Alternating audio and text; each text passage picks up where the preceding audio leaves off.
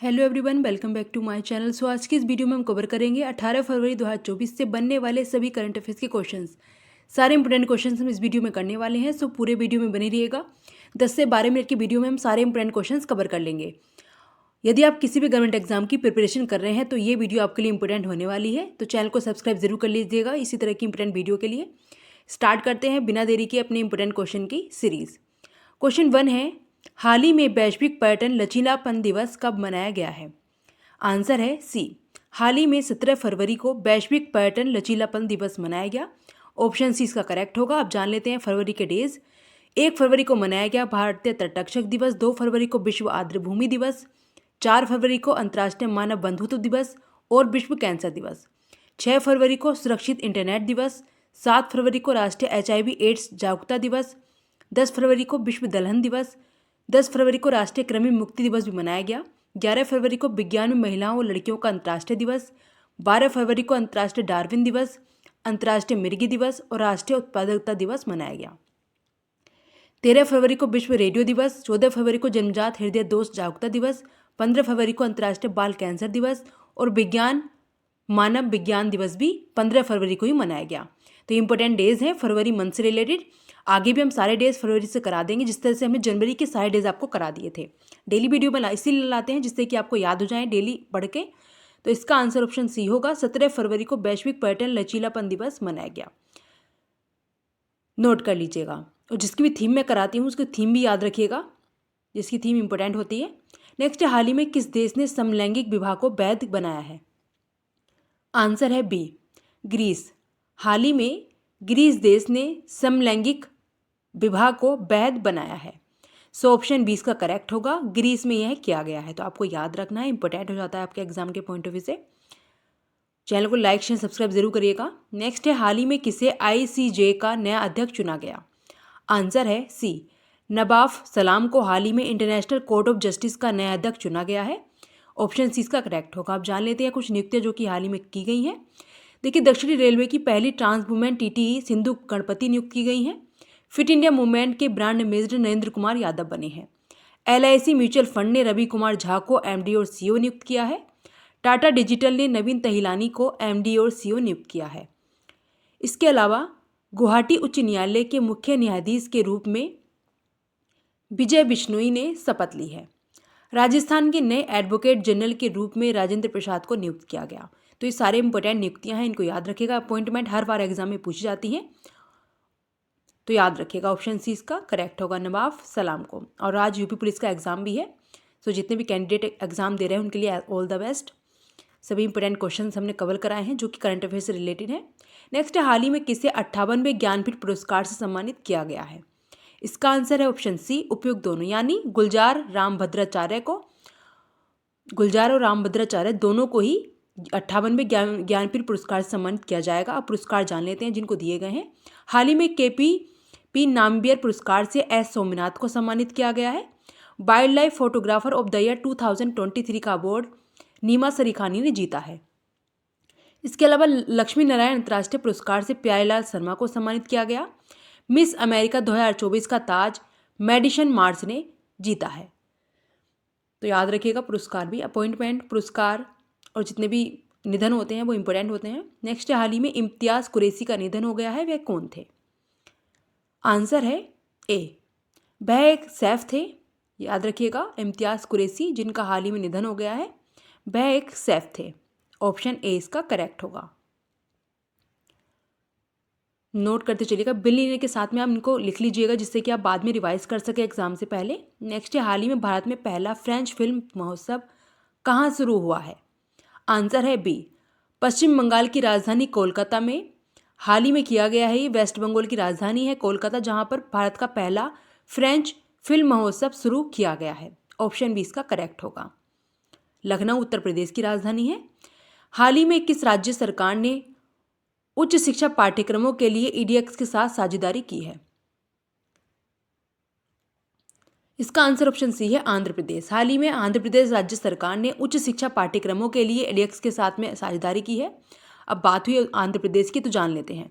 हाल ही में कृषि विपणन सुधारों में आंध्र प्रदेश शीर्ष पे रहा है। इसके अलावा आंध्र प्रदेश के मुख्यमंत्री ने सामाजिक सुरक्षा पेंशन को बढ़ाकर 3,000 रुपये किया है। पूर्व स्टार क्रिकेटर अविंतर रायडू ने YSR कांग्रेस पार्टी ज्वाइन की है। प्रदेश सरकार पिछड़ा वर्ग जाति जनगणना शुरू करेगी, यानी आंध्र प्रदेश सरकार। मिनिएचर ईस्टर्न घाट्स विशाखापट्टनम का नया पर्यटन स्थल भी बना है। तो याद रखिएगा, मिनिएचर ईस्टर्न घाट जो है वह विशाखापट्टनम, जो कि आंध्र प्रदेश की राजधानी है, यहाँ का नया पर्यटन स्थल बना है। याद रखिएगा, ऑप्शन सी इसका करेक्ट होगा। विशाखापट्टनम वर्तमान में आंध्र प्रदेश की राजधानी है। पहले अमरावती हुआ करती थी, लेकिन अब चेंज कर दी गई है, विशाखापट्टनम है। तो आपको करंट अपडेट के साथ में सारी चीज़ें याद रखनी है। नेक्स्ट है, हाल ही में EIL ने अनुसंधान और नवाचार को बढ़ावा देने के लिए किस IIT के साथ समझौता किया है? आंसर है सी, IIT रुड़की के साथ में समझौता किया गया है। नवाचार को बढ़ावा देने के लिए EIL ने अनुसंधान और नवाचार को बढ़ावा देने के लिए समझौता किया है IIT रुड़की के साथ में। नेक्स्ट है, हाल ही में कौन सा देश मध्य पूर्व में dream of the desert train का लॉन्च कर रहा है? आंसर है बी, सऊदी अरब। हाल ही में सऊदी अरब मध्य पूर्व में dream of the desert train launch कर रहा है। बात हुई है सऊदी अरब की, तो जान लेते हैं। देखिए, हाल ही में जो नई दिल्ली पुस्तक मेले में सऊदी अरब को सम्मानित अतिथि के रूप में चुना गया है। याद रखिएगा, सऊदी अरब को चुना गया है सम्मानित अतिथि के रूप में नई दिल्ली पुस्तक मेले में। सऊदी अरब ने पाकिस्तान की सबसे बड़ी तेल रिफाइनरी के लिए $10 बिलियन का निवेश किया। फीफा क्लब वर्ल्ड कप 2023 का आयोजन जेद्दा शहर में किया जाएगा, सऊदी अरब के जेद्दा शहर में। भारत और सऊदी अरब के बीच में अल मोहम्मद अल हिंद 2023 नौसेना अभ्यास आयोजित किया गया। सऊदी अरब ने $800 अरब के मेगा प्रोजेक्ट मुकाब की घोषणा कर दी है। तो $800 अरब का यह प्रोजेक्ट होगा, मेगा प्रोजेक्ट है जिसका नाम है मुकाब, जिसकी घोषणा सऊदी अरब में हाल ही में की है। तो आपको ये सारी चीज़ें भी याद रखनी है। क्वेश्चन के साथ में जो पिछले क्वेश्चंस हैं उनका रिवीजन भी हम कराते हैं, जिससे कि आपको पिछले क्वेश्चंस भी रिवाइज होते रहें। सो इसका आंसर ऑप्शन बी है, सऊदी अरब लॉन्च कर रहा है dream of the desert train.